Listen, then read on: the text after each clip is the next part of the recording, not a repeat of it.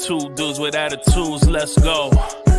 It's the two dudes and the attitudes, ruthless, aggressively speaking, so let's do this. We're riding and denting, they here to get your attention. The 5-star broadcast shit, start to the ending. Whether it's the E or it's all E. The two dudes with the attitudes that bring the heat. Get the point, yeah, it's on, time to lock in. Listen to the podcast where they get it poppin'.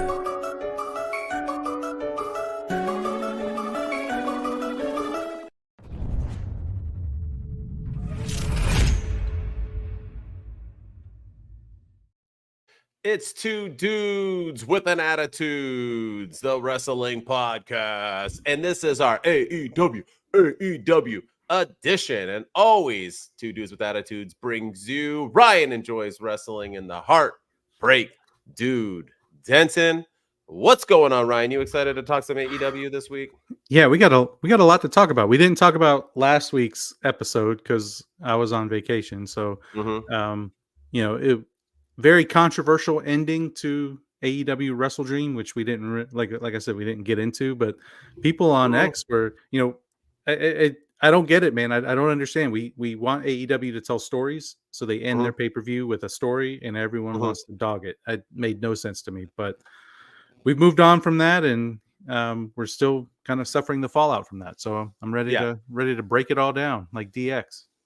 Break it down. I mean, I did predict Moxley winning, so I don't really it wasn't a shock to me. All right, let's get into it. Just like I predicted the BCC being the NWO. I'm going to make TikToks about that today because I got a lot of crap for that, calling me an idiot and a moron. And there was famous TikTokers who stole my idea and posted it afterwards. So that's what they do, man. Dates, y'all. All right. Dude, for reals, I'm going to start date marking it and everything and being like, yeah, fool, stop stealing my stuff. All right, let's get into it. We got Rampage, Collision, and your favorite event, Battle of the Belts. And it's number 12, probably the last one ever is what I'm hearing. So we're going to break them down and then do them all in one review. Are you ready? Always, my friend. Let's go. Ryan enjoys wrestling's favorite wrestler currently. Mark Briscoe defeats the Butcher to open up the show. Kyle O'Reilly defeats Aaron Soto. I don't even know who that is. After O'Reilly challenges Okada at Battle of the Belts 12, the only match announced so far. Jamie Hayter wants Penelope Ford. Deonna Purrazzo loves her brother. Anna Jay defeats Trish Adora. And after Mariah May says she'll beat Jay at Battle of the Belts, Holly Cameron is ready for Statlander, and in the main event, Private Party defeat MXM Collection. What happened to those guys? And that's the Rampage review. We fade right into Collision, where Jon Moxley and company don't care about belts. Jon Moxley actually never cared about belts. That's why he won them so much and kept wanting to earn them. But now it was never about the belts. Shut up, you guys.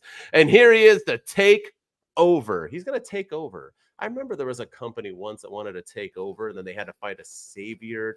I'll get into it. Ricochet, you guys remember him. He defeats a guy named AR Fox, and after the match, he promotes AEW. It's where the best wrestle, if you didn't know. And then he wants Takeshita. Daniel Garcia and Private Party are ready to defend AEW's honor. Kris Statlander defeats Harley Cameron. Afterwards, Kris Statlander calls out Camille. Bad mistake. Daniel Garcia and Private Party defeat the Premier Athletes. Orange Cassidy defeats some guy named Brunson who was like motorboating the air. What the? Jamie Hayter defeats Brooke Havoc.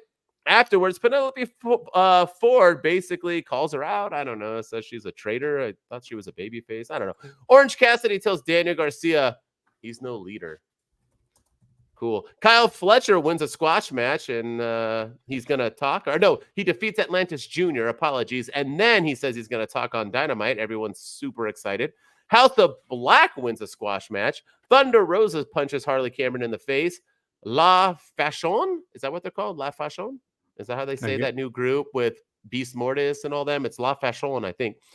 Defeat the Outrunners, and then FTR makes the save after. Sammy Guevara, remember him, children? Challenges Shelton Benjamin. And in the main event, the BCC defend their trios titles against Top Flight. BCC with the beatdown to close the show. Battle of the Belts 12, and the BCC is still beating people up. And now they're going to go ahead and defeat the Dark Order to defend their trios championships again. Talk about winning. After AEW guys make the save, and Orange Cassidy watches from a distance. Okada defeats Kyle Fletcher to defend his title. No, not Kyle Fletcher. He defeats Kyle Okada O'Reilly. defeats Kyle O'Reilly. Thank you very much. To Too many defend his Kyles. title. Yeah. La Fashion attack hologram. Don Callis family win a squash match. Undisputed Kingdom feed Beast Mortis meat. And in the main event, Anna Jay defeats Mariah May clean. I repeat, in the main event, Anna Jay defeats Mariah May clean on Battle of the Belts to win a shot at the title to close the show. And that, my friends, is the Rampage, Collision, and Battle of the Belts 12 review. We got a lot to talk about, a lot to dissect there.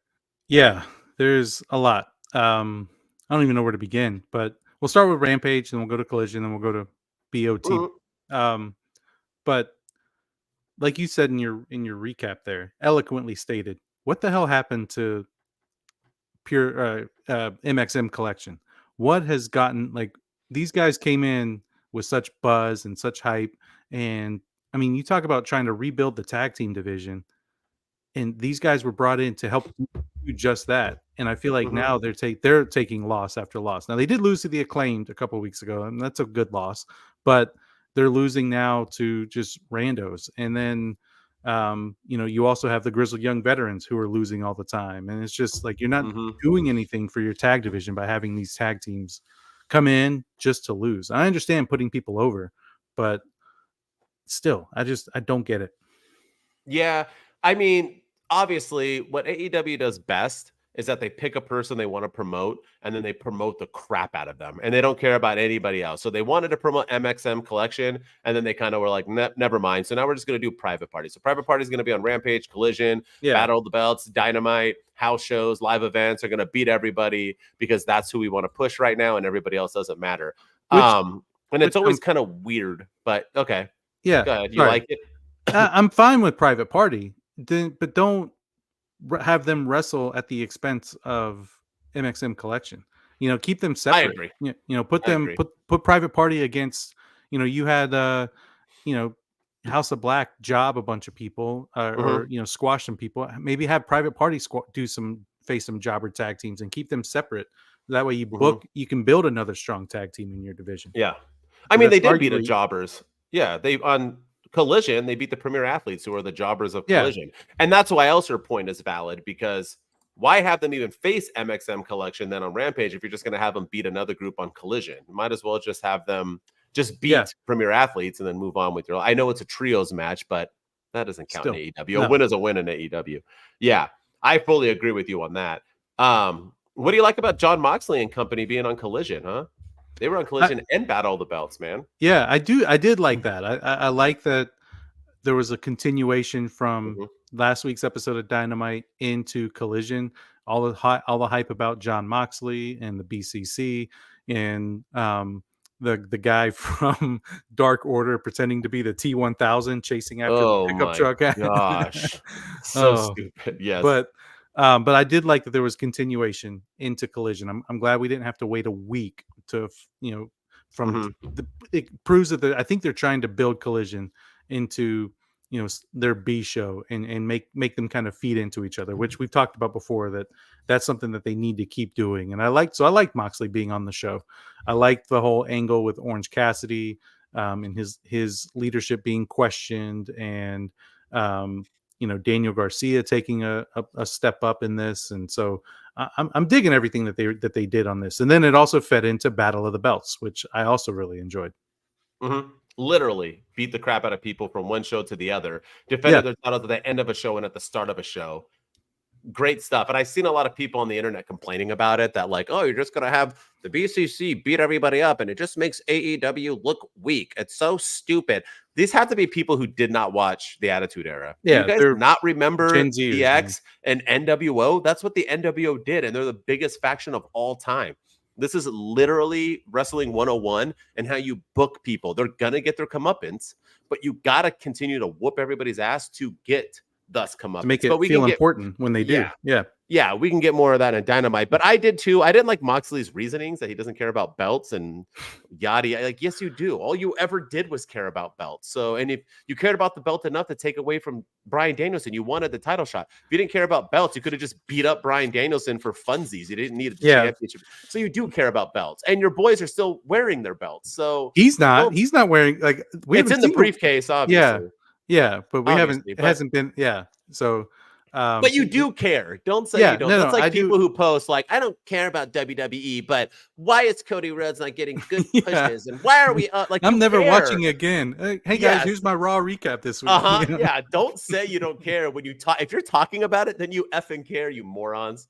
Yeah. I'm just like, but yes. Could I talk about the bad though? I want to talk about the bad really quick. You might have already wanted to talk about it. There's a lot of bad going on, but some bads I want to talk about later. But Mariah May, this girl, I've been bitching about the whole time. Look, I'm okay with you putting your stars. Like, I like Jon Moxley on Collision and on Battle of the Belts, and so Battle of the Belts where one belt was defended. But technically, I do have. Okay, the trios, right? Because that's trios, yeah.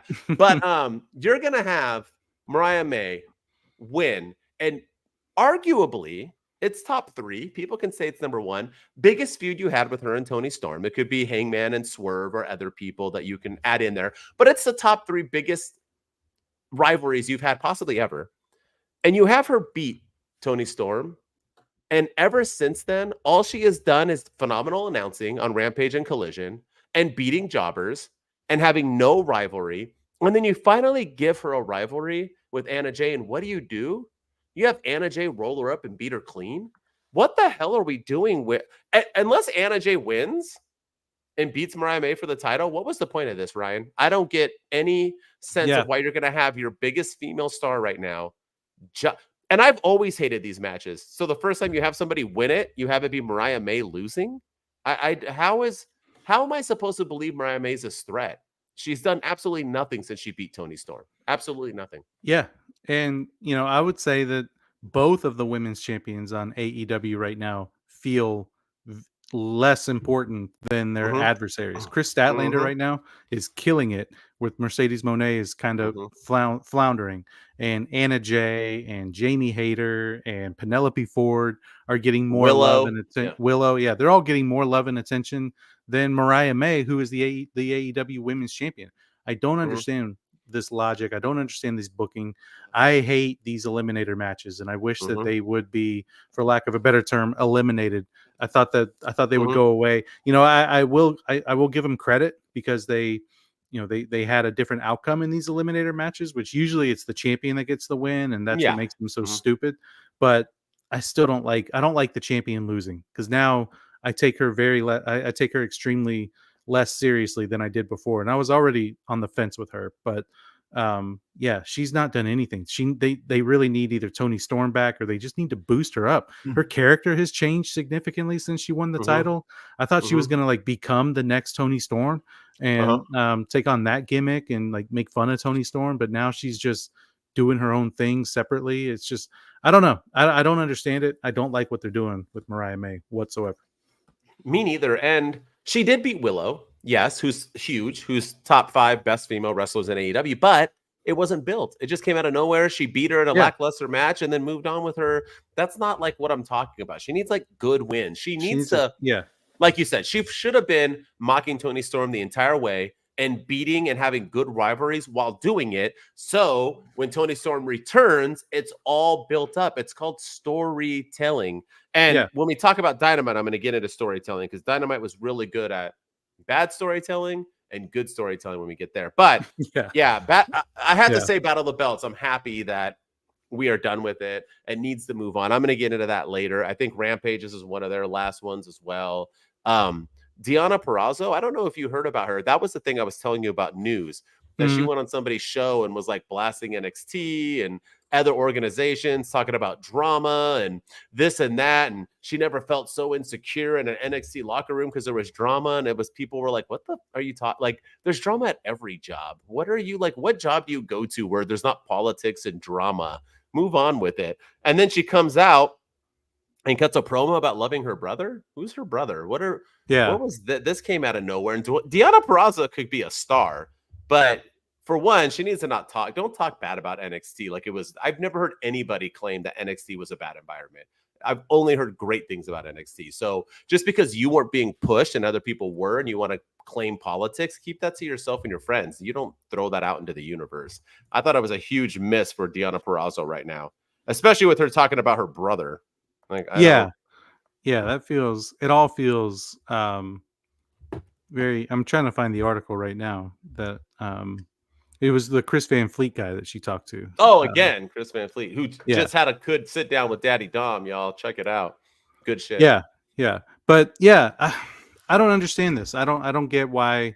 I mean, I've never heard anything negative about the NXT locker room. I've never heard anything bad about it. And so, yeah, it's not a good look. Not a good look when people do that kind of stuff. But, and then that promo where she talks about her brother, that was, I feel like AEW is doing a great job building the women's division. And, 100%. So I will give them props for that. But I don't know. It just, like you said, that it felt, I have a whole different outlook on that promo now that you talked about. I didn't know about this NXT stuff until you mentioned it. And I think she said bad things about TNA too. If I'm correct, I didn't hear the TNA, but I know she talked about TNA as well in her time there. But like I hate when people talk negative about their past jobs. I've never done that. Even if I left the job because I didn't like it, I don't go back and then tell people and badmouth it. And she did it like on an interview. And that Chris Van Fleet stuff, that's staged beforehand. So she told him this is what I want to talk about, and then he fed her. So it's not like this like came out of the blue. Like Chris just randomly asked her, and she was like, "Oh, well, I guess I got to tell the truth." Like, don't spill the tea and act like just because you didn't get the push you thought you deserved doesn't mean that it's politics or this and that, which it probably is because all jobs are politics. You don't believe me? Did you not catch the first LA Lakers game? Everything in life is politics, y'all. Move on with it. Like that's just you are either part of it or you're not. And that's it is what it is. And I'm talking from McDonald's all the way up to the Lakers. It's politics. Yeah. You don't think, Here's the exact quote. So she said it was politics that she dealt with backstage while in NXT that made her fall out of love with wrestling. And she said, "We don't sign up for that." Purrazzo said of backstage politics in wrestling. "We sign up so we can get in the ring and do the wrestling. That's what I'm here for. I'm here for the professional wrestling. Everything else, you don't see that as a kid. You don't see the backstage stuff." Going into NXT and dealing with all that backstage stuff, which I never really had to deal with before, really affected me as a person and made me fall out of love with wrestling. Coming out of that, I realized I have given so much of my life and soul to wanting to achieve being in WWE. And this is what happened when I was in WWE. That was devastating. That's harsh words, y'all. Fell out of love with wrestling. I wonder if she feels the same way because a week later, Chris Jericho wins an ROH title. Do you how's the backstage politics working for you? Yeah. How's those backstage politics working for you? Is it I think still that's not the happening thing. in AEW? It comes across very disingenuous with all the backstage drama at AEW that we have to hear about all the time. Get out of here. And she's been there for some of it. She hasn't been necessarily involved in it, but she's been there for it and seen it. Yeah. So she can't be very happy with all that. But then that promo, it just like I know that's character. I know she's playing a character on TV, and the person she was interviewing with Chris Van Fleet was actually her. So I know that it's different, but it does change the perception of that promo where she's like, "I love my brother," and good for you, So, and who's her brother? Is he a wrestler? I don't know. Either way, the one thing I can say before we move on to Dynamite is that Rampage, Collision, Battle of the Belts, a lot of women out there on the screens, a lot of women being like shown and getting time, and AEW keeps on cooking. Patrick, we're not there yet on the new ROH champ, but I don't think you want to be here when we talk about it. So I'm actually making a TikTok about it too. But a lot of good women being showcased, and I love it. All right, let's move on for Patrick at Dynamite. You ready? Yes, sir. At least the dude's not saying hi anymore. All right, you ready? Let's go. Moxley in a desert, and it's for the greater of the good. Mark Briscoe and friends are in the parking lot waiting for the BCC to arrive. Canaan, this is the only place he'll ever arrive in. There's no other entrances into this huge arena. Hangman Page is out for a promo and gets attacked by Colton Gunn. Nobody knows who it is. Jay White and Juice Robinson hit the ring. White says him and Page will see each other again. I'm assuming next week on Dynamite. Shelton Benjamin defeats Sammy Guevara. Good win for Sammy. Mariah May and Anna Jay bicker backstage after Mariah May throws her luggage on the floor. Yikes. Kyle Fletcher, ladies and gentlemen, out for a promo. and he says people think he looks like Will Ospreay, so he shaves his head. Powerful stuff. MVP gives Ricochet his card. Lance Archer and Brian Cage are back to defeat a couple jobbers. This time it's Pillars of Destiny. Mark Briscoe has to leave the parking lot. Oh, gosh, I guess they're going to get in that way now for his match. And Chuck Taylor tells Orange Cassidy to step up.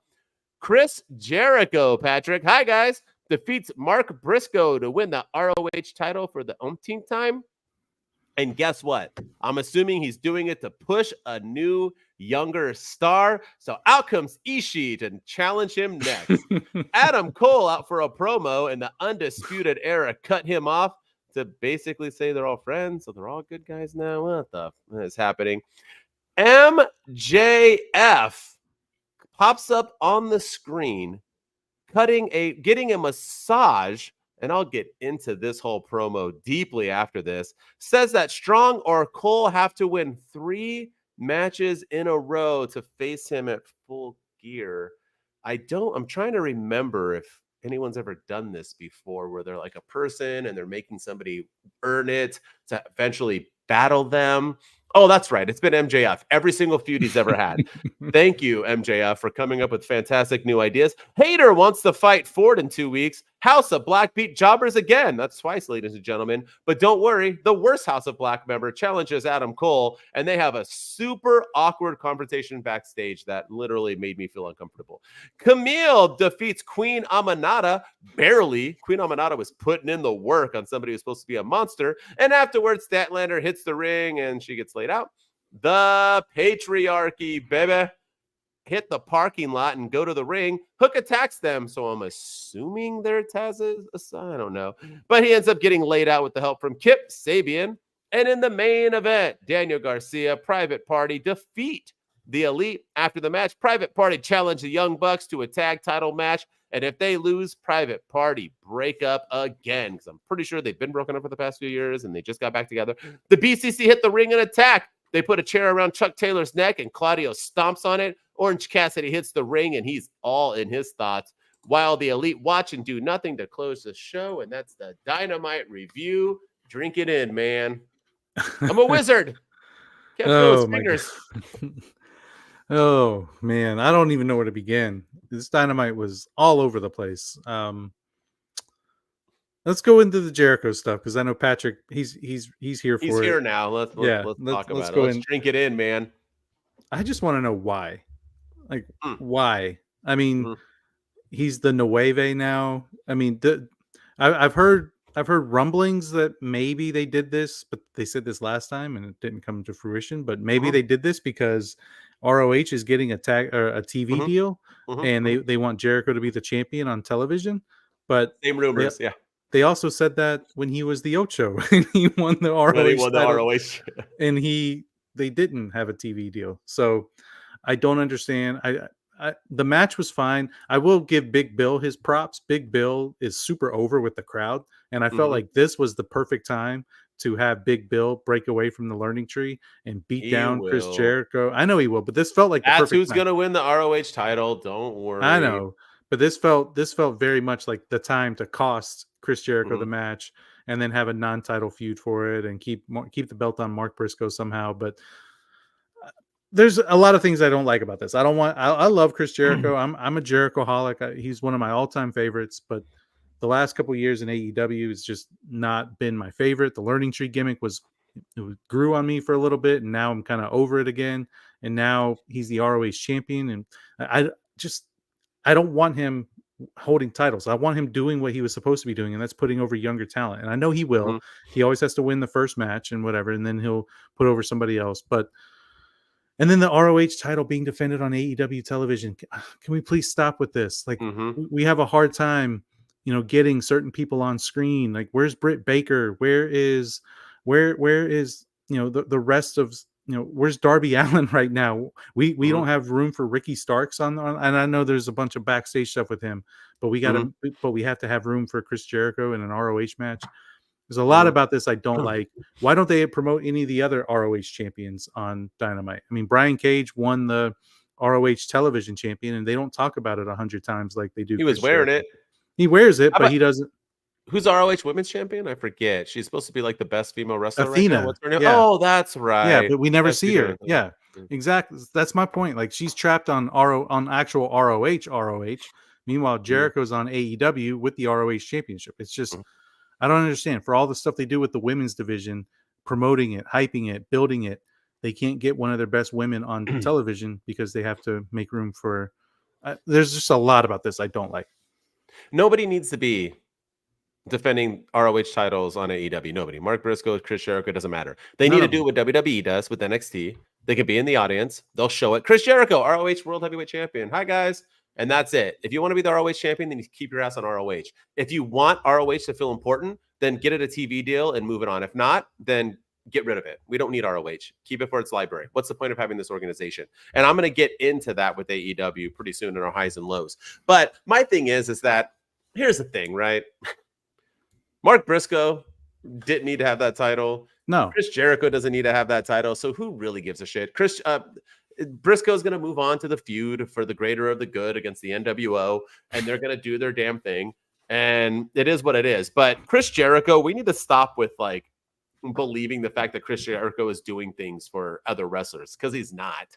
He's not winning this belt to do it for other wrestlers. He wants to do it because he needs to stay relevant. And I don't blame him. The man has earned it. He's 75 years old, has been wrestling for 82 years. Do the math. He needs to feel relevant. So him being relevant is doing this. In the end, this is just to get homeboy over. He's going to end up, Big Bill's going to betray him, win the ROH title. And guess what? It's not going to get Big Bill over because the ROH title doesn't mean anything. So all of it's going to be pointless in the end. It is what it is, though. But the fact that people were upset, my thing is that why didn't they just have him lose it the first time? Did this like get Mark Briscoe over because he won it at the pay-per-view and now he loses it? I said Jericho was going to win it. We all knew Jericho was going to beat him. As soon as he announced the rematch, we knew Jericho was going to win. So that's why I don't understand why the internet was erupt. Like, grow up, y'all. Like, what did you think was going to happen? Like, yeah. No, I completely agree. And it just, I don't know what else to say about it. I'm over ROH and all about, like, I'm ready, either kill the promotion, which I hate to say, but get rid of it, bring everybody that's on there over onto AEW television and push them like Athena, and then move, get rid of all the belts. We have too many champions already. Well, now we have a Crown Jewel championship. All right. You want to bring up something else? What's the next? What do you want to bring up? Oh man, let's go into the BCC stuff.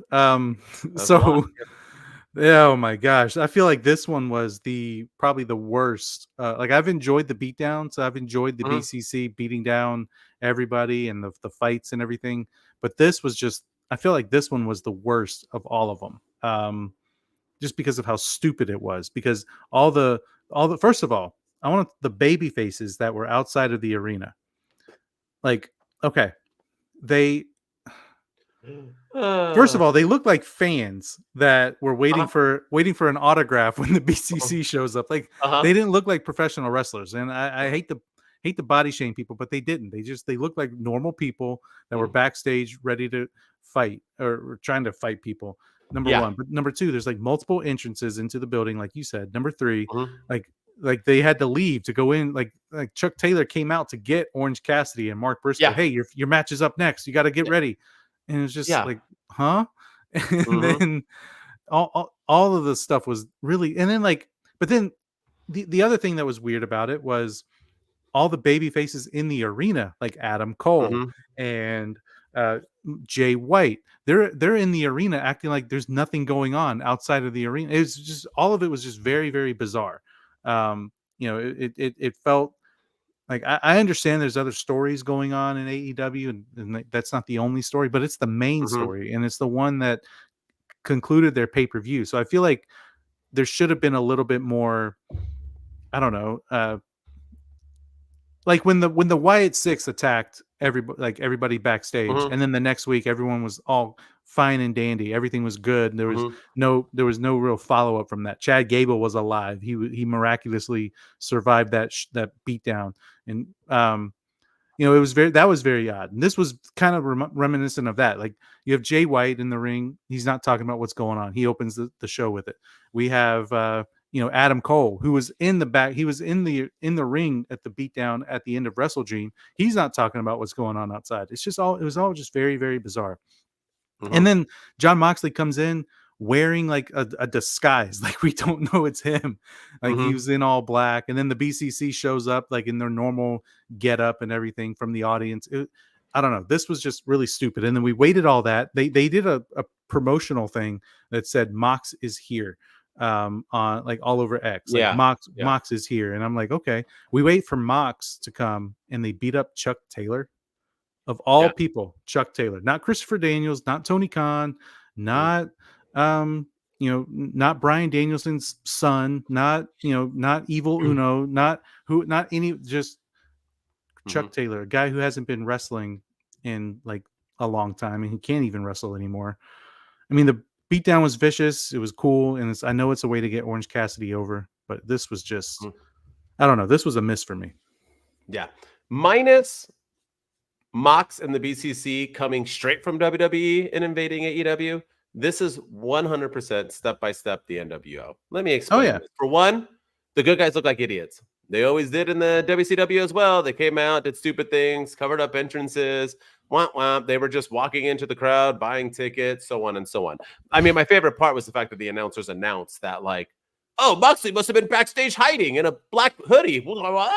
Like you wouldn't notice Jon Moxley. Like, why even make that comment? Really bad take. Why even have them outside in the first place? That's the other thing. Just like, I don't know. Also, if you're really going to try to sabotage somebody, don't put yourself on camera on a live event showing you exactly where you are. Because then the BCC is just going to watch you on their iPhones. And then Marina Schaefer is just going to pull up the disguise and then go in and beat the people up. Here's the thing. You're talking about Chuck Taylor. I'm calling it right now. 100% Orange Cassidy is the leader and the savior of AEW, deservingly. Secondly, he is going to have a Sting type turn.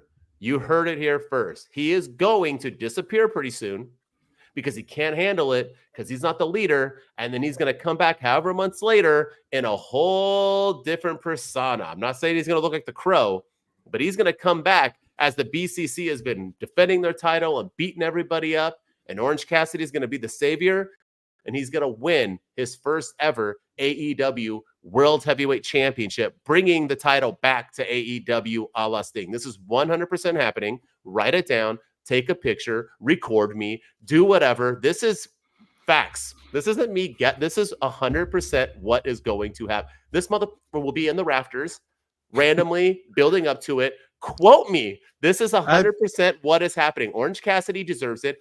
Who's the last person to beat Jon Moxley technically in a match for a title? Orange Cassidy. That's right. This is going to happen. On Orange Cassidy, they said it. Dude, you fought these guys before. And what did Orange Cassidy say? Every time I fought him, it changed me.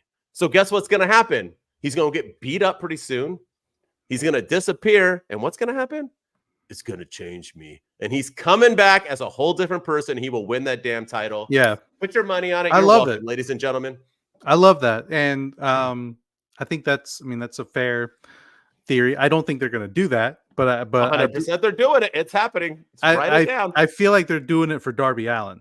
That's because that's why he's been off. He's already off TV. So when he does come back, he's going to have the Sting persona. He was friends with Sting, and he's going to be the one that comes down from the rafters and save AEW. And that's what I think they're doing. But he'll be one of the people getting beat up on the way in. He'll be one of the ones losing on the bill. He's gonna go from a pink coat to a neon green coat. And that's gonna. He's gonna be the Joker. Joker Sting. I'll take it. Joker Darby. Why so serious, Moxley? But no, I'm telling you, like I like your theory a lot, though, and I think Orange Cassidy could benefit from a gimmick change. I feel like if he is going to be AEW World Champion in the future, which I think he should be, and deservedly so, the current iteration of him just isn't going to be. It's not World Championship material. It's just not going to like. You want a champion that can do interviews. You want a champion that can talk. You want a champion that can have a little bit of a darker history to them. And, his gimmick is fun now. They can always bring it back. But, yeah, they need to reverse Sting, homie. Yeah, he needs to do something. Trust me. Yeah. All right. Can we talk about MJF for a second? Are you still going on? No, yeah, Well, no. let's talk about MJF. Now, Let's do it. I'm not a cancel culture dude. I'm not over here like what's good and what's bad. And I grew up on the Attitude Era. I'm all for it. But I'm also somebody who understands what's happening in the world today. MJF pops up on our screen after Adam Cole cut a completely pointless promo with what is this? Do you remember Vince McMahon tried to convince Stone Cold to help against the Alliance? Okay. I could see that happening, but I still think my theory is 100% correct. We'll see. I know what Tony Khan watched when he was a young lad, and that was the Attitude Era. So that includes WCW and WWE, but I do like that, Derek. But here's my thing. MJF, so Adam Cole comes out, and then the Undisputed Kingdom come out to basically say MJF was never there for him, and they were always that. Yeah, we know. You guys were literally the devils. Then they kind of like don't really talk about that in a sense, but they do. And then they're all kissing and making out. So then out comes MJF and basically tells them that he's going to do the exact thing everybody else had to do, like the Bryan Danielsons, the who else? Chris Jericho. Chris Jericho. There was other ones. Yeah. Adam Cole. Was it? No, not Adam Cole. It was who did he fight? Was it Samoa Joe? There's 3 of them that he may do this. I know for a fact. You have to work up the face. I think it was Darby Allin too. Allen, like you're not the champion. Who needs to work themselves up to face? Either way, stupid. I'm so bored of it. But that's not the problem I had with this promo. I had a problem with the hell he was doing during his promo. This dude is getting a massage while doing his promo. He then said 3 to 4 lines of sexual assault. Talked about getting a happy ending, talking about this girl's hands being all over him, talked about, you're going to tell me right now that Tony Khan thinks it is a good idea to show a main star wrestler who's supposedly super wealthy talking about a masseuse giving him handies and blowjobs after he's done with his massage. So you're going to tell me Deshaun Watson is not existing right now, getting multiple. You're going to tell me right now that Diddy is not a thing right now. You're going to tell me right now that Vince McMahon didn't have a documentary about all his sexual. You're going to tell me right now that you think it is good television to make jokes about sexually assaulting women on your TV while we have nothing but sexual assault cases being thrown out in the world today. It was disgusting. I'm just saying it right now.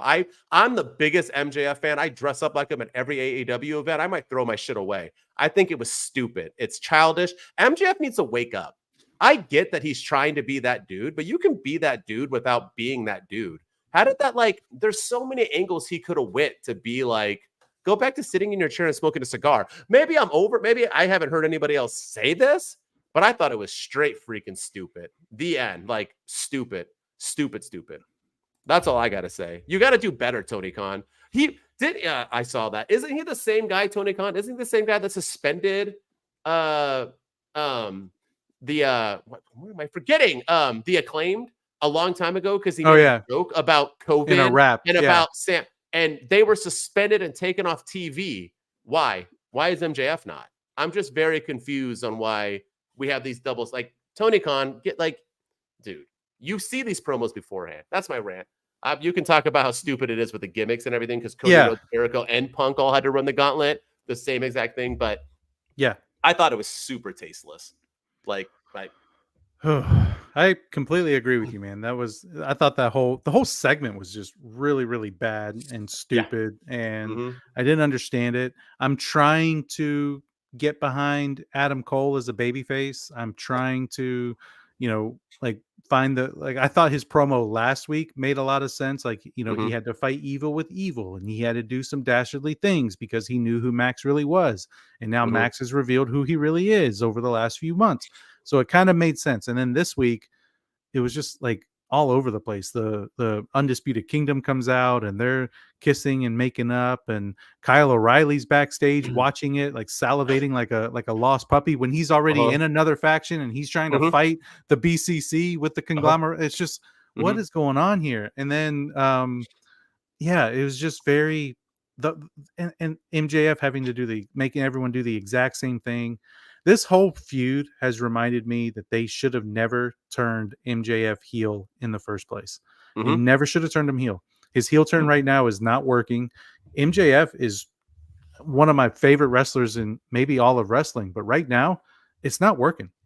It's not. It's like his heel gimmick is terrible. When I think of heels in AEW right now, I don't think of MJF. I think of I think of the BCC right now with John Moxley. I think of the Elite and Jack Perry. I think of Christian Cage. I think of Chris Jericho. And whether we like him or not, I think of Chris Jericho. I think of the Don Callis family. I think of Hangman Adam Page. I think of Mariah May and Mercedes Moné before I even think about MJF as a heel. And it's because he's trying too hard. He's coming across as I don't know. Yeah, he's just trying too hard to get that heat. He's trying too hard to make people not like him. Whereas before, it just came naturally. Now it's just like, hey, guys, I'm going to say the most controversial thing ever. I'm going to do the most controversial thing ever. And the other thing I didn't like about it, the one line that he said is, I'm not going to be on TV until Full Gear. I'm not going to be in any arenas. And like, what? Like that. Yeah. So now we got to go through more of these little awkward things. And I did not like this at all.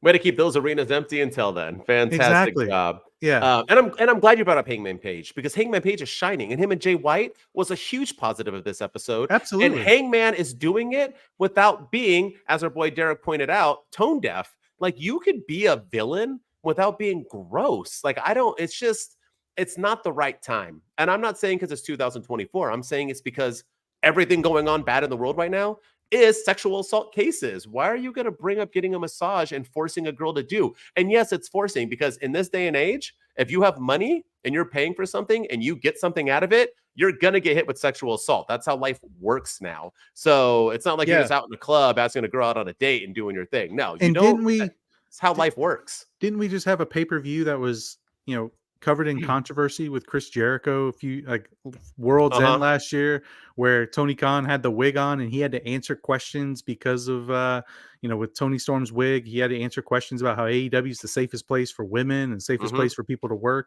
We just talked about this, didn't Deonna Purrazzo just go on Chris Van Fleet's podcast and talk about the backstage environment of NXT?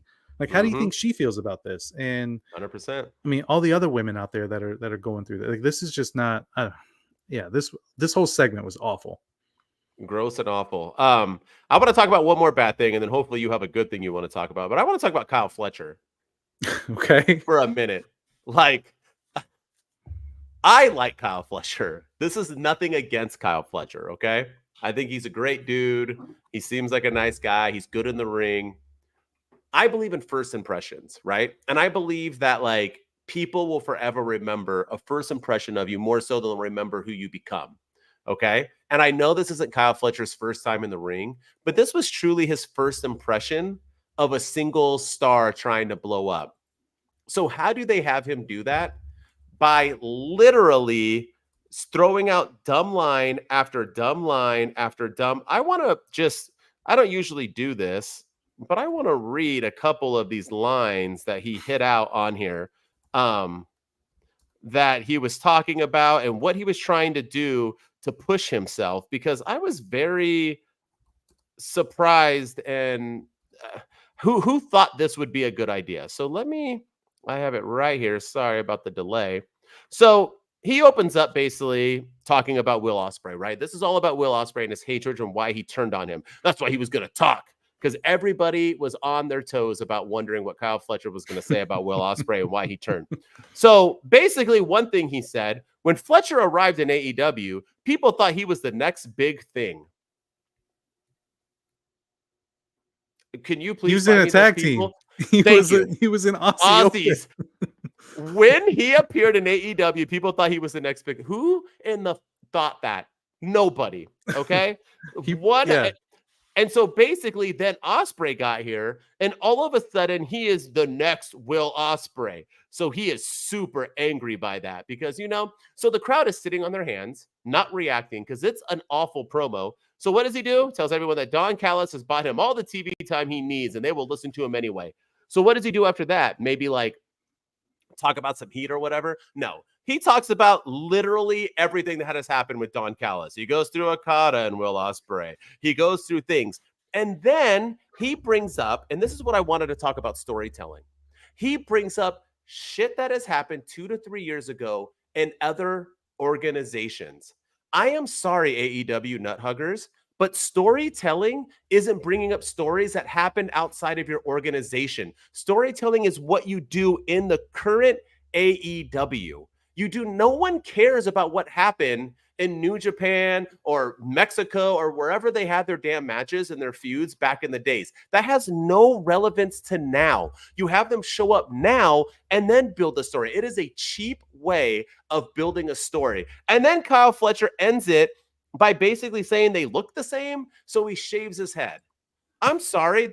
You acted like that was like a Britney Spears moment. No one for one, he had the worst haircut in the world. Thank you for shaving it. Now you look like a normal dude, not Raggedy Andy. It was the worst promo I have ever seen from a person trying to get themselves over. Ever. I'm dead serious. Ever. Yeah. I've never heard a first bad promo since Shockmaster. It was bad. Like, if that's supposed to get me to like Kyle Fletcher, I feel like I don't like him anymore. Honestly. The worst part about it. Me. Yeah. The worst part about it was the crowd chanting, wrap it up, because he was going too long. And that's not heat. That's like that's go away heat. That's like we don't want to see you on our screen heat. Not like, oh, we hate you so much heat. Like Dominic Mysterio, Christian Cage, MJF can get. That was like, we don't want, like, we're done with this. Wrap it up. And it did go way too long. And he kept repeating himself. Yep. I am nothing like you. I am nothing like you. I am nothing like you. Did you know Kyle Fletcher's nothing like Will Ospreay? I mean, I wish he would just communicate it and tell us that in the ring, because he sure did not get that point across. He just kept it just felt very repetitive as well. So yeah, the crowd chanting, wrap it up, and then turning it into shut the fuck up and everything else. Like,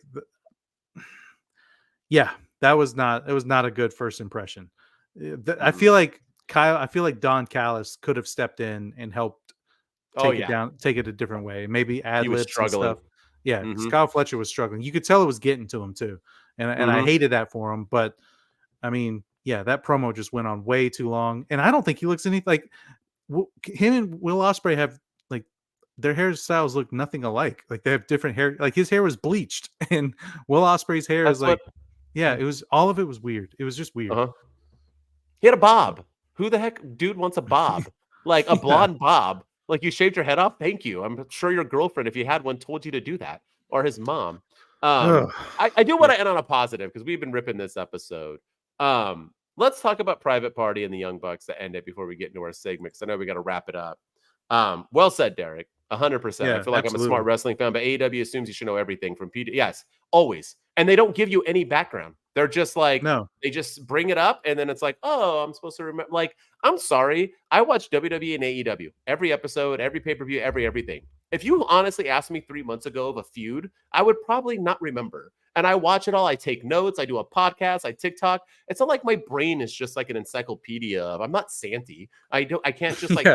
I'm not Sheldon Cooper. I don't have like a photogenic memory that I forget things. So the fact that you think I'm going to remember something 4 years ago is asinine. From a wrestling company that doesn't get a lot of buzz. Yeah. Yes. I get it. All right. Private Party and Young Bucks. Do you like it or do you not? I like it, but let's hear your take and the stipulation. I get that Private Party had already been broken up, so it's not that big of a deal, but yeah, I don't know. I don't know how I feel about it. I need to see the match, and because I'm a little confused about, like, who the hell are the Private Parties feuding with? Are they feuding with the BCC or are they feuding with the Young Bucks? Because is this story like a continuation of the Young Bucks trying to take over AEW, and that's why they're not doing anything, because they're the ones that hired the BCC to do this?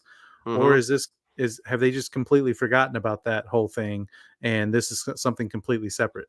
So I'm a little confused about all of that. I don't mind the stipulation. I feel like it gives you some intrigue. It makes me care, makes me want to tune into the match. And so I do like it. So I'm all for it. I don't think they should break up. I feel like you can't do all this right now. You can't all of a sudden be pushing this tag team to when you haven't been pushing them in the last 2 to 3 years or however long it's been. Now all of a sudden you're going to push them, and then the first chance they get, you're going to, oh, by the way, you got to break up if you lose. And so to me, it kind of tells me how the match is going to end, but we'll see what happens. We'll see what goes on.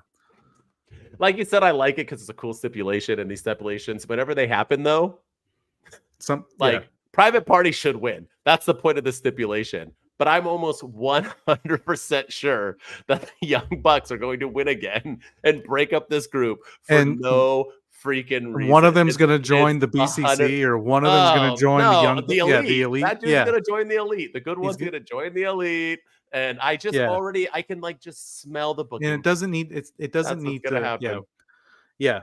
You're right. That's exactly what's going to happen, and I don't want to see it. And it shouldn't happen, but that's what's going to happen. Yeah, I'm sorry. Not at all. Jericho, it's like when a few weeks ago they had a similar situation on SmackDown where Bayley and Naomi had to wrestle to fight Nia Jax, and the loser left SmackDown. Well, they both got the pinfall. So then the next week they had a match, and they completely scrapped that whole situation. So stipulation rather. So I don't know. It's very, maybe they'll do something like that. Well, they'll undisputed kingdom it and make us think that nothing ever happened. That we're supposed to pretend that the devil stuff never happened. The stipulation was never supposed to be a thing. Who knows? Yeah. Who knows? All right. Well, that's the week of AEW. Ups and downs for all, you know what I mean? It is what it is. But my thing is, at the end, at least they're trying to build stories. At least they're doing it. And I do love the BCC angle and what they're doing with it. Even though it wasn't the hugest hit this week, it's still progress and where they're going to go.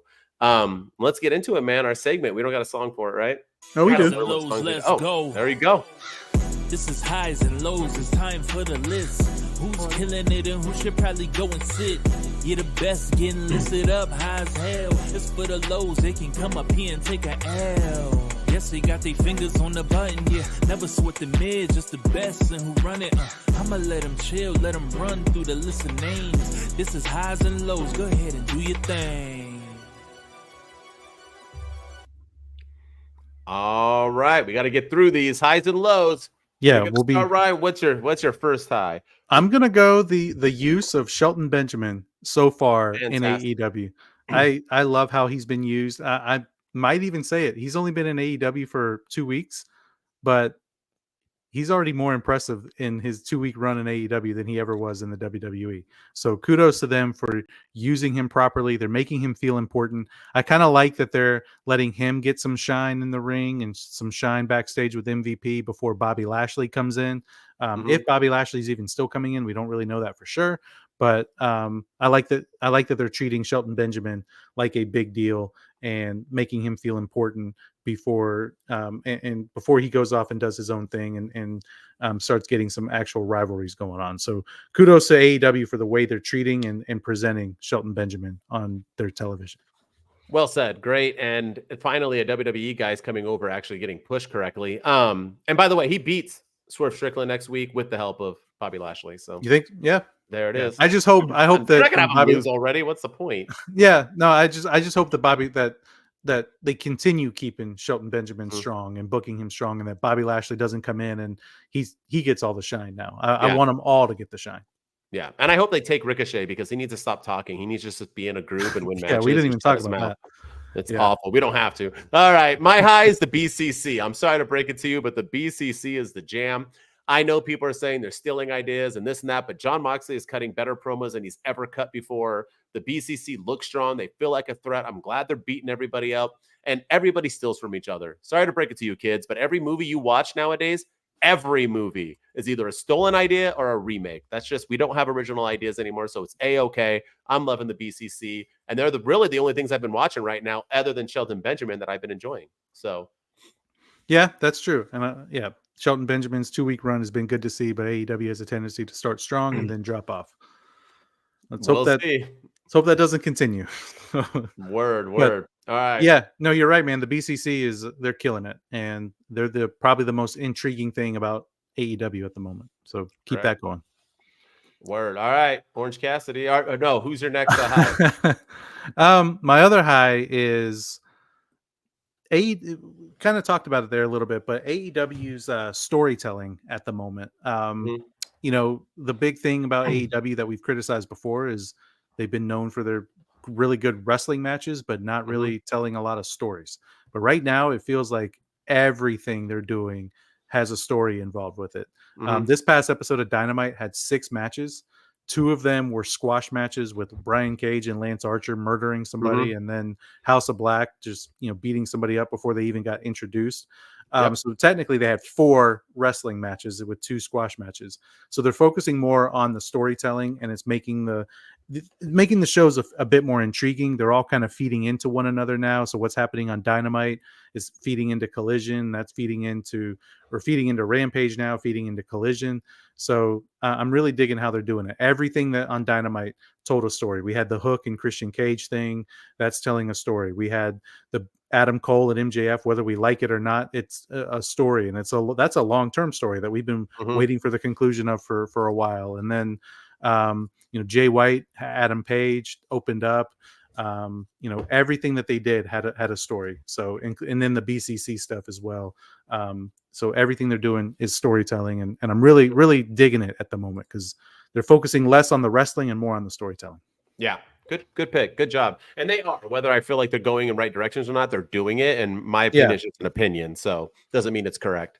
I'm going to surprise you, and I'm going to go with Orange Cassidy, which I hinted at right before. I think Orange Cassidy is a high this week because I do think it's going to where I think he is going to go. And I like the build. Orange Cassidy needs a new character. He needs to feel important. I feel like he's been the star of AEW. I've been down with Orange Cassidy since day one. I fought on this podcast forever for him to win a title, and he finally won that international championship. I just feel like the dude is a star, and I like the build that they're doing. When his boy got chaired through and you were like, why did they do that? Look at Orange Cassidy, man. He was in his thoughts. He was sitting there and just wondering fighting himself because he doesn't truly think he's that leader because of who his character is. I think he's going to get that beat down and come back as a new person and be the next world heavyweight champion. I'm all for Orange Cassidy right now. I think he's on a high, and it's going to keep getting higher like he's Cheech and Chong, my dude. Higher and higher. Hootie and the Blowfish. Take me higher. That's Creed. Who turned out not to be religious. But continue. Yeah. No, yeah. I think you're onto something with this Orange Cassidy thing. I still think they're holding out hope for Darby Allin. That's why he hasn't been on TV. He's already starting. They're going to do the quick review. He's going to get the Sting rub at Full Gear or something. But no, I like your idea. We talked about it earlier. We don't need to harp on it too much. But Orange Cassidy is in need of a gimmick change, and I think this is the perfect way to make it happen. Either that, or he goes dark and he joins the BCC, which we had Sting join the NWO there for a little bit too. Yeah. So who knows what happens there? But either way, I think Orange Cassidy is in need of a character change. Agreed. All right, what's your lows? First one. Okay, I hate to be negative, but I'm gonna say the AEW's marketing and promotions. Whoever is in charge of their marketing team needs to they need to move on to other endeavors. They need to be future endeavored because, I mean, like we had AEW Title Tuesday a few weeks ago, and only one title was defended, and it wasn't even a AEW championship. And then this week we had Battle of the Belts, and I had no idea that Battle of the Belts was even happening. They didn't talk about it at all on Dynamite last week. They barely mentioned it on Collision, which was the same night of the show. I didn't record it because I didn't know about it ahead of time.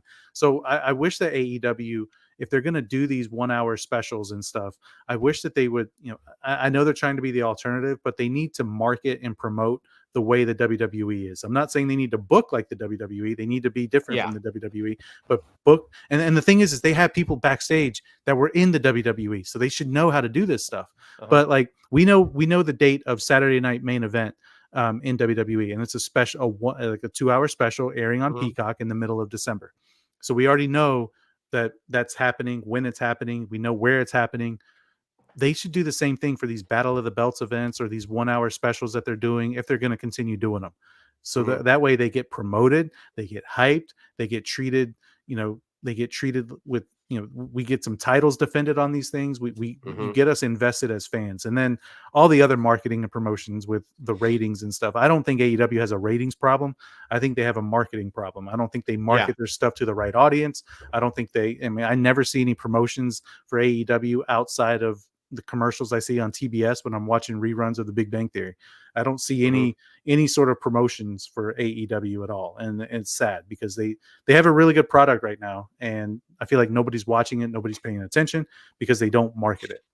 Yeah, well said. Well said. I agree. All right, my low is kind of in the same ballpark, but a little bit different. I want to say more is not better. And what I mean by that is that the whole focus on AEW right now is trying to put out more and more and more products. This week, they had Rampage, Battle of the Belts, that wasn't promoted, Dynamite, Collision. You're going to tell me you're trying to figure yourself out right now and you can't even get your own bearings, win ratings, get people in the seats, but you think 4 events is a good idea? Also, with that said, now you're trying to push this like new shockwave rumor thing. So you're going to get rid of Rampage, but then you're just going to add another show. You can't even book your own. Let me go through this really quick and why I think more is not better. You had Rampage, right? And you had some big stars on there. Who the hell did they wrestle?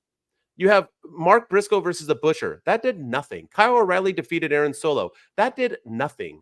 We have John Moxley and company on Collision. Sure. But then we had Ricochet defeat AR Fox. Private Party and Daniel Garcia, who they beat. They're just ready to. But Kris Statlander beat Harley Cameron. Whoop de freaking do. Private Party and then beat the Premier Athletes. Orange Cassidy beat some guy named Bronson. Jamie Hayter beat someone named Brooke Havoc. You're just having these people wrestle people for no reason. How about you narrow your show down to Collision and Dynamite? That is it. Put these people on TV against each other and build your ratings in your product. You can't even book your own shows currently, but you think it's better to have more products? That's not the way to go. It is ass backwards. Focus on your 2 shows. Make Collision do something more than a 200,000 rating every week. Put people to want to buy seats. Also, more is not better. Stop booking full arenas. Stop. Go to a town and book the smallest arena they have. So the 3,000 to 5,000 people watching it fill the darn place and it doesn't look empty. We got to do better. I don't know if Tony Khan just doesn't care and he loves blowing money and this and that, but for AEW to succeed, they need to make changes. And I think more is not better is the key thing on AEW's success. Yeah. Well said. I mean, I don't know. On one hand, I feel like the Shockwave show is a good idea if they promote it because it'll be on Fox and they can leverage some of the Fox network to promote it. They can get their wrestlers talked to on Colin Cowherd and those kinds of things.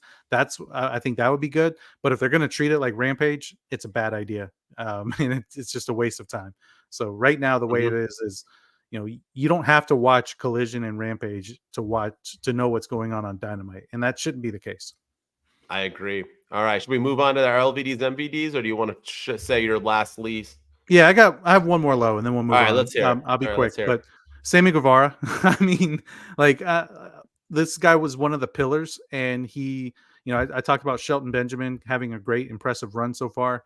And one of his wins is against Sammy Guevara. And I don't they even played a hype video of Sammy, why he's challenging Shelton Benjamin and everything. And he goes out there and they put on a great match. Don't get it wrong. But he did this a few weeks ago again, when he challenged, I think was it Okada or somebody like that. And he lost. And I just feel like what are they doing with this guy is supposed to be one of the pillars of the company. And I don't even know what they're doing with him right now. He's just a glorified enhancement talent at the moment.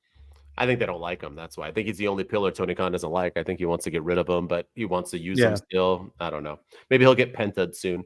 All right. That was our highs and lows. Now let's get into our weekly segment, our least valuable dudes and our most valuable dudes or dudettes, which we will discuss who we thought was the least impressive person of the week and the most impressive person of the week. This is not if we like a wrestler or not. It's all about how they were booked from Rampage to Dynamite. As always, Brian goes first. Who is your least valuable dude or dudette of the week? It's got to be Mariah May. I'm sorry. She just doesn't feel important right now, man. She just does not feel important at all as the women's champion. And it's sad. Even at the end of Wrestle Dream, we didn't do an episode about it, but at the end of Wrestle Dreams, they had the media scrum and Mariah May was in there with the media. Nobody had any questions for Mariah May. It was silent. Nobody said anything. She just sat there for a good 2 to 3 minutes quiet. And then she just got up and left. she just does not feel important right now, and it's through no fault of her own. It's the Nope. booking, it's the way that she's being presented. And then this week she's losing to Anna Jay. Now Anna Jay looks fantastic, and I'm happy that she's back. Don't get it wrong, but you have your champion taking a loss, and now you set up for a world title match, which is going to take place in 2 weeks on Collision. I don't understand why they had the champion lose like that, and then. Yeah, she was barely mentioned on Dynamite at all. I mean, it's just an off week for Mariah May. She needs a feud, and she needs Toni Storm back. Great. That was good. How can you not pick a champion who takes an L? And she was progressing to be the greatest women's star in AEW history. They were doing it right, but they blew it like they did Wardlow and everybody else, countless amounts of people. All right, my least valuable dude is none other than Mark Briscoe. Oh, what a great promo, Mark Briscoe. But he's got these. That's the word of the day. But Mark Briscoe, this guy was in his brother's shadow, and his poor brother passed away horrifically, and it was awful and sad. And AEW decided to honor Briscoe for all his hard work and what he did, and to honor his brother by making him a single star. And damn, has Tony Khan not pushed this man to the moon, trying to make a mediocre wrestler feel important. And he gets the ROH world title, to, in my opinion, is good for him. And what do they do? This dude not only loses his belt, but loses it to 97-year-old Chris Jericho. Womp, womp. Not only is he the reason why the BCC snuck in, because his brains would have known where they were going while he was waiting outside. Because, as soon as he left, they got in. I'm just saying, not only did he let the BCC in, but he lost his belt to Chris freaking Jericho in 2024. If that ain't an L, I don't know what it is. I'm sorry, Briscoe, but yikes. You're my least valuable dude. It was also the way he lost it too, where Big Bill basically carried Chris Jericho on his shoulders to the top of the ladder, and it was not a good week for old Mark. And no, we'll see how he bounces back from this, but I don't see how you can. Me neither. All right, let's end on a positive. Ryan, who's your most valuable dude or dudette of the week? Who did I choose? Where's my notes? I think it's got to be none other than the man you think is going to have a character change, but Orange Cassidy. The man had a fantastic match, or he had a big segment on Collision, and then he had he's been doing his thing in the ring, and then he's getting his leadership questioned. He's showing up on Dynamite and everything, and he's kind of the face of this angle. And I really like how they're using him right now. He seems really conflicted. He doesn't think that he's the leader. He doesn't think he's the guy. You mentioned how wrestling the BCC has changed him, but the man is doing some work right now. And I feel like with Darby Allin not there and MJF not being he's a heel for some reason, they need a good, credible babyface after to stand up to the BCC. And I think Orange Cassidy's that guy right now. And I'm digging everything that they're doing with him. Nice. Great. I like that pick. All right. My most valuable dude is Private Party. How can I not give it to Private Party? They won on every single show this week. They got to call their own shots after losing their title match. They get an instant rematch by just saying that one of them is going to give up if they don't. No matter what happens, this week they killed it. They were stars. Like you said, they brought other tag teams down who should get pushed just to push them. They were the winners of the company minus BCC. So I got to give the most valuables to Private Party because it might be their only week unless they win next week. So we shall see. No, that's a good pick, and I realized I forgot to. There we go. Now we are. Oh, there it is. Yeah. No, I like Private Party. Private Party did win every match they were in on. I think they had a trios match on Collision, thing on. They had Dynamite. A match on Rampage. Yeah, match on Rampage and Dynamite. Yeah. So yeah, they did fantastic. They're doing their work, and one of the things I like right now is the way this storyline with the BCC, and maybe this is the whole point of the storyline, is to push some of the AEW original talent, because you're getting Dark Order on the screen again. You've got Orange Cassidy doing his thing. You've got Private Party doing their thing. You still have the Young Bucks and the Elite hanging out. So they're really, Darby Allin's probably going to be a big focal point of the story. So I feel like they're doing this to help push a lot of the AEW originals, which I can't fault them for. I think they need to be pushed. Oh, 100%. Well said. All right. That's our AEW edition.